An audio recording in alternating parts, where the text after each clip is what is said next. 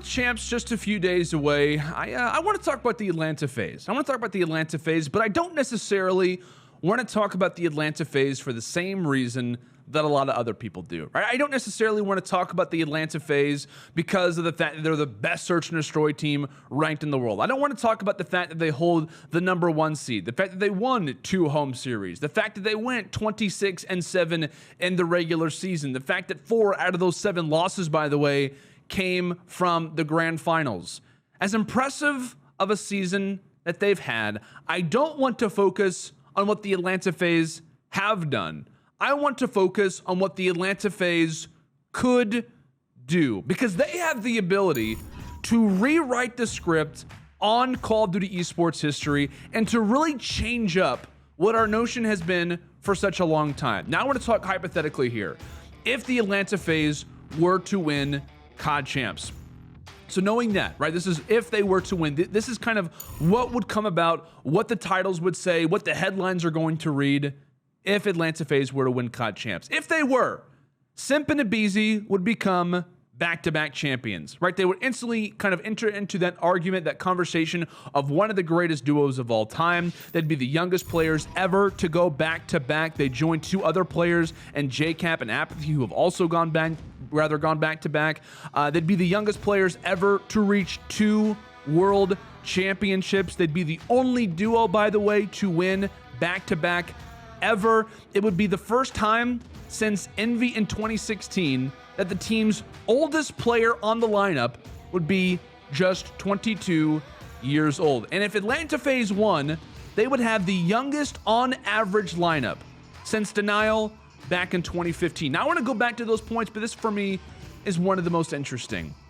Simp would become, if Atlanta Faze were to win champs this year, Simp would become only the 2nd player in Call of Duty esports history to win the first 2 champs that he ever competed at. You know who the other player is? Karma. And the only reason, I'll say this, the one major reason why I want to talk about this specifically, and I'm kind of going back to the original conversation about the Atlanta Faze, the age, things of that nature. One thing to keep in mind is that when we reference, 2016, 2015, it's important to realize that the Atlanta Faze, how young this team is, it is impressive despite looking at 2016, 2015. And the reason why is because the average Call of Duty player has gotten older over time, right? Everybody was 16, 17, 18 when we were in Black Ops 2. Everybody was 18, 19, 20 years old when we were in Ghost, etc., right?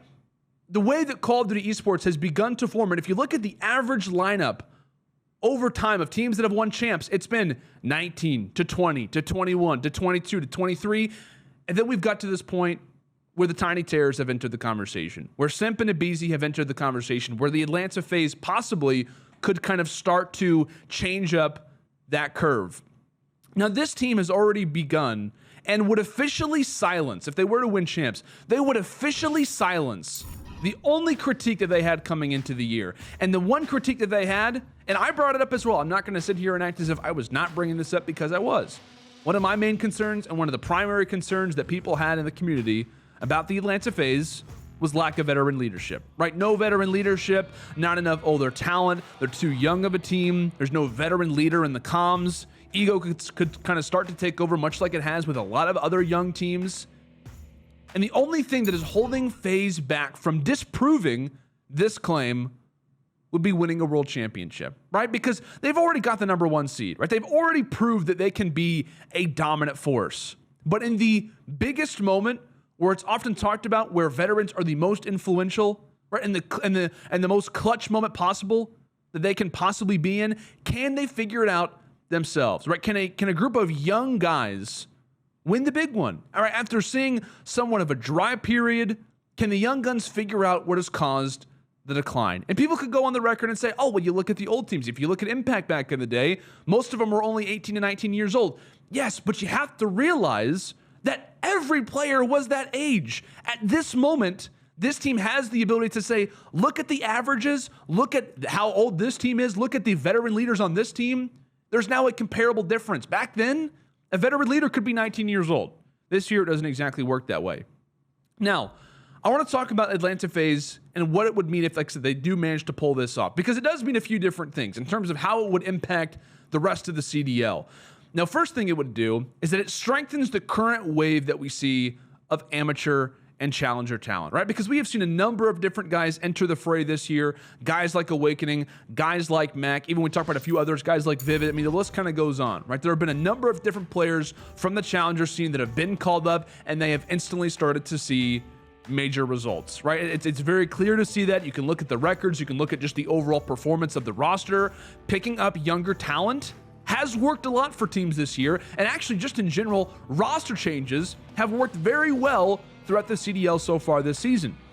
So I think first thing, if Atlanta Faze were to win this, it would showcase to a lot of people amateur talent, right? Young players, and is what I'm getting at, could be the actual driving force if it isn't already. Franchises will look at this young core and think, you know what, we could do that, right? If they haven't already figured that out, which a majority of teams already have, right? That in franchising, going with younger talent has worked. Not only is it effective, but it is cheap, right? And if you have a cheap product that works better than an expensive product, I think we can all kind of get to the realization which one you're going to choose for a multitude of different reasons. Now, another thing that is going to happen is that franchises will eventually figure out, after learning all of these things, after learning that amateur talent is now the way to go, young players in general is the way to go. Over time, franchises will start to figure out, people will start to figure out that it's actually not as easy as it seems, right? When you have a full lineup of players like this, because this team isn't like other lineups. This team is an anomaly, right? Not only is the Atlanta Faze young and talented, but they're also incredibly smart, right? The number one team killer is internal problems. It's ego. It is arguments. That has been what has killed every single dynasty in Call of Duty sports history. It has been internal problems. And if you really look at it in general, just roster moves across the entirety of the decade that Call of Duty sports has existed, a number of different lineups have ended, not because of skill, but because of internal issues. And another team like FaZe, I would be worried about, right? If this was a different team, if you were to tell me there was a group of guys that were 22, 21, 19, 18 years old, whatever it may be, I would be worried. But with this roster, I don't have that same concern, right? I made it known at the very start of the season.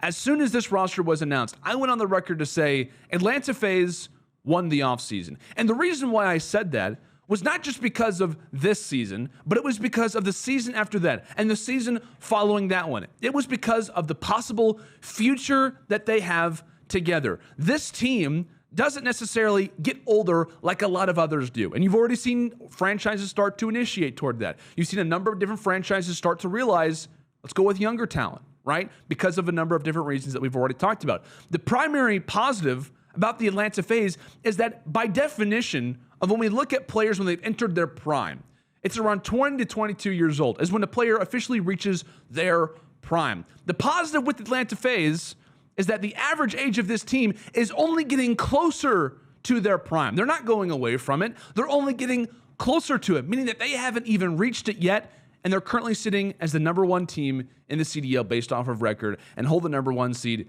coming into champs. And this team has said it, right? And we talked about dynasties a little bit earlier, and I know that anytime that someone talks about dynasties, and I like to do it a lot, anytime that someone talks about dynasties, it is always, hold on, be careful, right? Watch out. Let's not try to get ahead of ourselves here. And I'm not, right? I'm not saying that this team has the ability, or rather is a dynasty. I'm saying that they have the ability to, and they've already said it. Their focus is on becoming a dynasty, right? Simp has gone on the record of saying it. A few other guys have talked about it. You know, our focus, we realize it. We've got a few years here together where we could really build something special. And the way that they could do that is by starting things off with a year one championship, right? They have the ability to be that. They have the ability to be a dynasty. They aren't like other teams, folks. They have the right pieces in order to become one of the greatest teams.